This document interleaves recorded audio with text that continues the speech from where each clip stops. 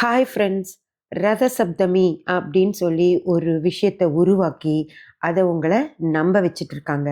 அதை பற்றி தான் நாம் இந்த பதிவில் பார்க்க போகிறோம். சூரியனுடைய வெப்பம் இல்லாமல் ஒரு உயிரும் இந்த உலகத்தில் தோன்றவே முடியாது. காஷியப்ப முனிவருக்கும் அததி அம்மாவுக்கும் சூரியன் பிறந்ததா சொல்லப்படுது. சூரியனுக்கு முன்னாடியே இந்த உலகத்துக்கு அவங்க எப்படி வந்தாங்க?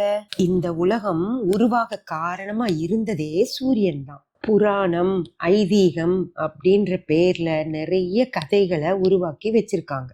மக்களை வாழ வைக்கிற அந்த சூரியனை நம்ம கும்பிடணும்னு நினைச்சாலும் சரி, அல்லது நன்றி சொல்லணும்னு நினைச்சாலும் சரி, எந்த நாள்ல வேணாலும் கும்பிடலாம். கண்ணுக்கு முன்னாடி தெரியற சூரியனை பார்த்து, ஐயா நன்றி, என்னை காப்பாத்துறதுக்கு நன்றி, என்னை இந்த உலகத்துல வாழ வைக்கிறதுக்கு நன்றி அப்படின்னு கும்பிட்டாலே போதும். நன்றி சொல்றதுக்கு நாலு, கிழமை, திதி எதுவுமே தேவையில்லை. ரத சப்தமி அன்னைக்கு விரதம் இருக்கணும். அன்னைக்கு காலையில எந்திரிச்சு குளிக்கும் போது 7 வெள்ளை எருக்கன் செடி இலைகளை தலைக்கு மேல அடுக்கி அதுக்கு மேல மஞ்சப்பொடி தூவி அப்படியே குளிக்கணுமா.